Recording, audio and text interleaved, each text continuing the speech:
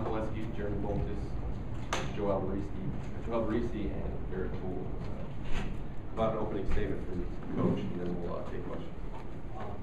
I'll just say it was a tremendous game. I was very impressed with the Navy team and how hard they played, as you would expect them to, and I was very proud of our guys and how hard we battled all the way through.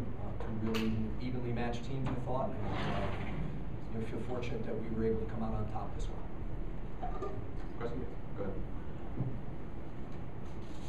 Could you talk about what the official said about the goal that was wiped out at the end? He didn't say anything to me. I did see on the one side, the official called it good, the flag, but he was the furthest one away. The one the closest did call it, and I think there might have been some contact with the goalie, but I'm not positive. It was on the far side, and we were just really, for me, I was just looking for the next play, whether it was going to be a face-off or whether we were going to be man down. So, I didn't really see too much as they were uncovering guys. My biggest concern was I thought that was Tommy that was down in the pile. Somebody was getting attended to, and I thought that was our goalie. So, it's a bang call. I don't know what the right call was. I didn't see it on the film or on the jumbotron there. Was inconclusive to me, but I don't know. So can you talk about you all had a bad losing streak to Navy? You weren't here obviously, but I think you've beaten them twice in the last whatever it is now 3 years. Do you feel like you're turning things around in this series a little bit? No, I look at it really as very individual events here.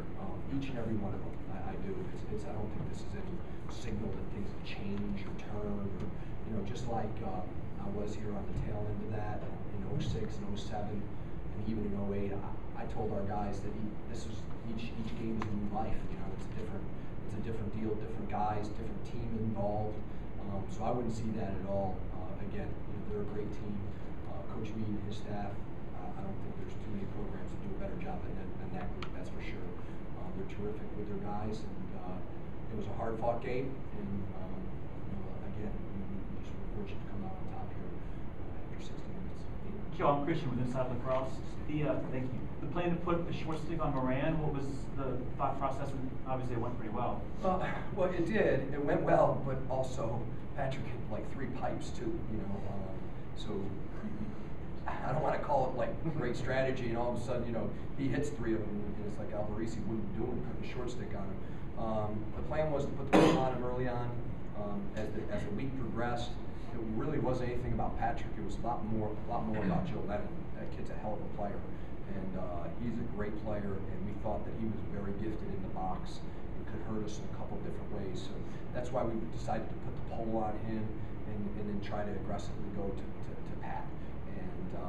They ran a lot of stuff for Patrick in the film that we watched, and we felt like if we put a short on him, he was going to start with the ball as opposed to ending up with the ball when teams were playing with the ball on him. So, I would have to look at the film. If we played him again, I'm not sure we would do the same thing. By any stretch, it was again he had some great takes in the third, fourth quarter. Tommy turned him away a couple times. We got hit by the ball a couple times. Some guys soaked some shots, and then he hit a couple pipes too. So.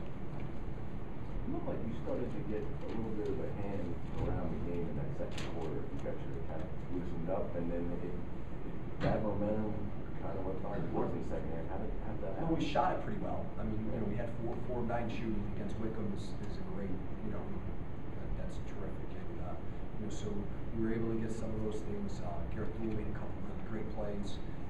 Jeremy here had a nice shot next to his next man came to a close there.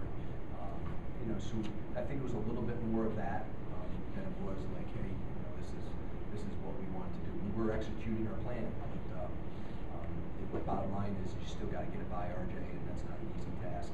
We were able to do that. We only had 7 for the game. We got 4 of those 15 dissipated. Tom, did the referee say anything to you about or did you overhear anything about the Davis goal that got disallowed?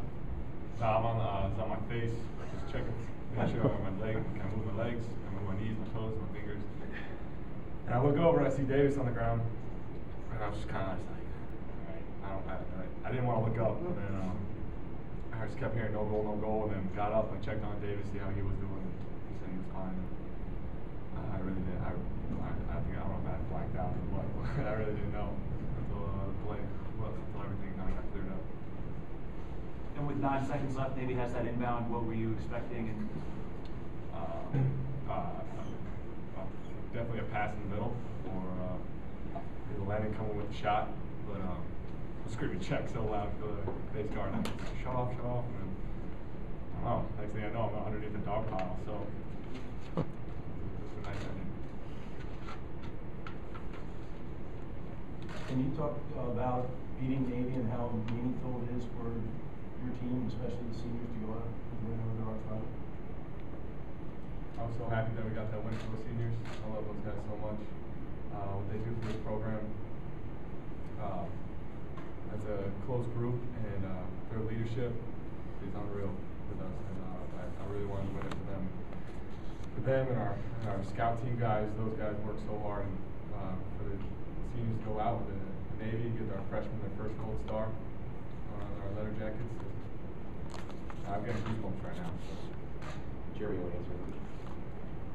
You know, I can't really put into words. I mean, I guess you have to be a part of it, really. We get all the information about the past years, and just they're really, coming up to the game since Chillstown is fine, just because all the heartbreak that's been going on around here, and just all the tough losses. Finally get one on our side. It's just an amazing feeling, I mean, it's a feeling not for just us on the team, but just for all the parents, all the fans, coaches, and all the past players, I mean, they're all sending text messages before the game, like, good luck, and then it's just one tight, huge family that it really extends around the world, and this is what this win's for. You guys talk about playing in this venue and how huge it is to play like a football stadium like this, and also shows the country and people that watch the game about what Army and Navy is like in a different sport like lacrosse, and how huge that is for you guys. Well, we're so thankful to be a part of it. And we talked about it this week, about being appreciative to be a part of this. Being here at Army, being part of the Army-Navy rivalry, what Smart Link and Inside Lacrosse does for this is incredible.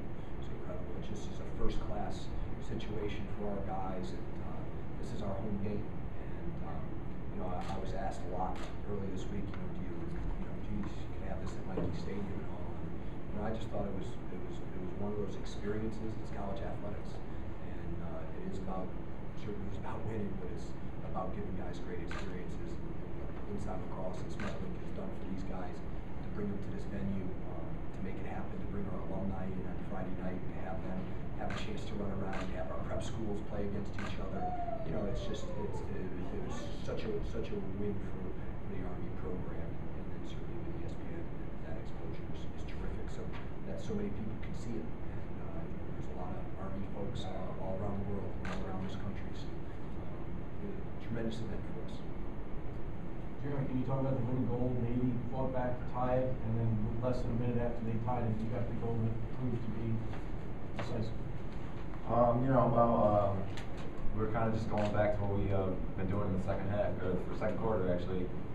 Trying to get the short stick on me, because they were switching last week, and so we looked at the film and tried to exploit that. But later on in the game, they decided Hirsch was kind of staying on me more, so I went up top, and Connor Hayes took the short, made a great move through X, came around, and he realized that Hirsch was really down on Tyler Seymour, right on the crease, left me wide open, and just coach saying low corner all the time.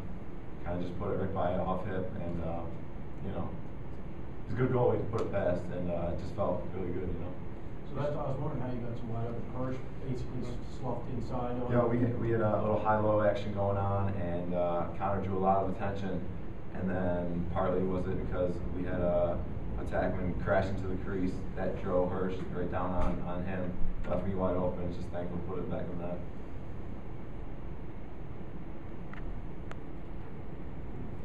Any questions for Garrett? Come on, he's a freshman. Just give him one shot. Give him one. Come on. All right, thanks guys, appreciate it. Thanks guys.